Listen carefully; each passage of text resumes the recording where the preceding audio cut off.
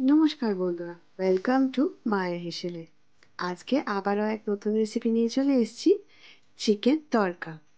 হ্যাঁ, এগ তড়কা তো আমরা অনেকেই খেয়েছি, কিন্তু এটা একটু নতুনত্ব। এটার মধ্যে চিকেন তড়কা। চলুন তাহলে রেসিপিটা শুরু করে দেওয়া যাক। প্রথমে আমরা ডালটা নিয়ে নিচ্ছি, গোটা সবুজ মুগ ধুয়ে ভালো করে সেদ্ধ করে নিচ্ছি, আর গোটা চিকেন নিয়ে নেওয়া হচ্ছে। এবারে নিয়েছে টমেটো, কুচো করে রাখা পেঁয়াজ, পেঁয়াজ শাকের যে পেঁয়াজগুলো থাকে সেইগুলো নিয়েছি, আর লঙ্কা, আদা। চিকেনটা সেদ্ধ করে নিয়েছি, আর ডালটাও আমরা সেদ্ধ করে নিয়েছি।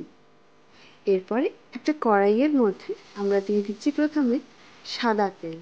এই রান্নাটা খুবই অল্প তেলেই কিন্তু রান্না হচ্ছে। 4 টিস্পুন মতন সাদা তেল দেওয়া হয়েছে। তার মধ্যে একটা কুচনো লাল লঙ্কা শুকনো, তার মধ্যে জিরে ফোড়ন, গরম মশলা, এটা এলাচ, লবঙ্গ আর দারুচিনি দিয়ে একটু ভাজা ভাজা করে নিচ্ছি।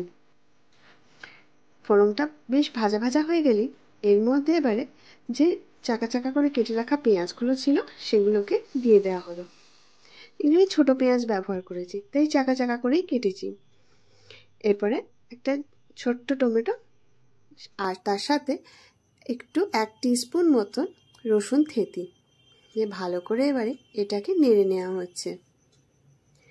খুবই অল্প মশলা, একদম হালকা রান্না, খুবই সিম্পল। ভালো করে মশলাটাকে একটু কষিয়ে নিতে হবে। এর মধ্যে 1 টিস্পুন মতন আদা পেস্ট দিয়ে দেওয়া হলো।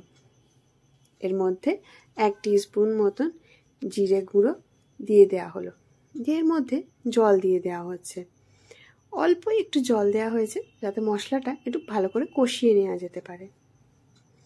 ভালো করে মশলাটা মিশিয়ে এবারে আমরা ঢাকাটা চাপা দিয়ে দিলাম। খানিকক্ষণ পরে ঢাকাটা খুলে দেখুন আমাদের কিন্তু টমেটোটা বেশ নরম নরম হয়ে এসছে, আর মশলাটাও একটু কষা কষা হয়ে গেছে। এর মধ্যে কিন্তু আমরা কোনো ধরনের হলুদ ব্যবহার করছি না। মশলাটা কষা কষা হয়ে আসলে এর মধ্যে দিয়ে দেওয়া হচ্ছে 1 টিস্পুন মতন লাল কাশ্মীরি রেড চিলি পাউডার, আর নুন স্বাদ মতন, 1 টিস্পুন চিনি। আবারও একটু মশলাটাকে নেড়ে নেওয়া হচ্ছে। এর মধ্যে অল্প আবারও একটু জল দিয়ে দেওয়া হলো।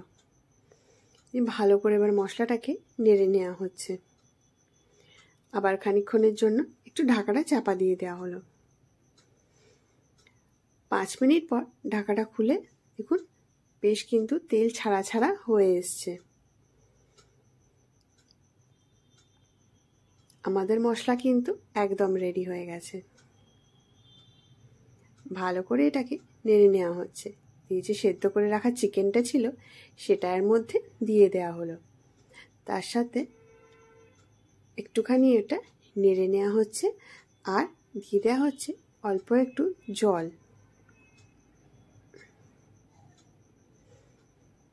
ভালো করে এটাকে নেড়ে নেওয়া হচ্ছে। একটু আবারও ঢাকাটা চাপা দিয়ে দেওয়া হলো।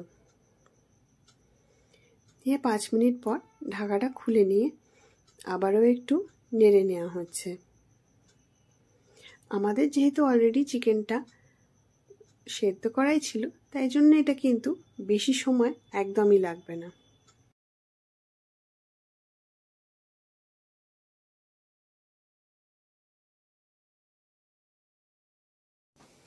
একটু মশলা কষা কষা করে নেব, যাতে এটা কিন্তু খেতে ভালো লাগবে।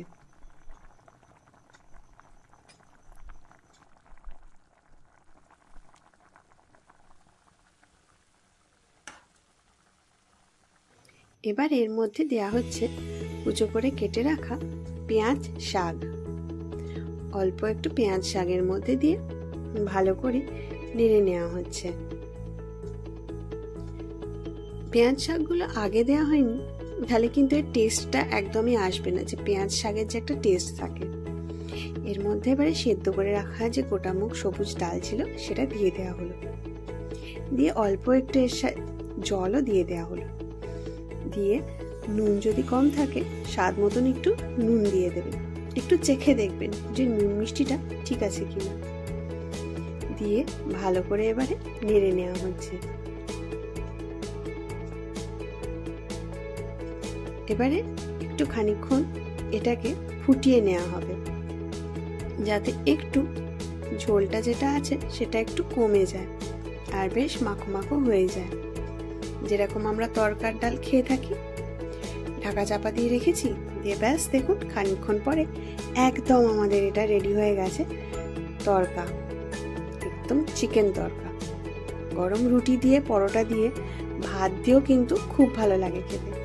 একবার ট্রাই করে নিশ্চয়ই জানাবেন। ওপর থেকে কাঁচা লঙ্কা আর ধনেপাতা তো এখন সিজনেই আছে, তাই দিয়ে দেওয়া হলো। আর এগুলো ওই পেঁয়াজ শাকেরই ছোট পেঁয়াজগুলো কেটে এর মধ্যে দিলে ভালোই লাগবে খেতে। ধাবা স্টাইল তো, তরকার সাথে কাঁচা পেঁয়াজ। একবার ট্রাই করে নিশ্চয়ই জানাবেন। ভালো লাগলে একটা লাইক, শেয়ার আর সাবস্ক্রাইব করে দেবেন।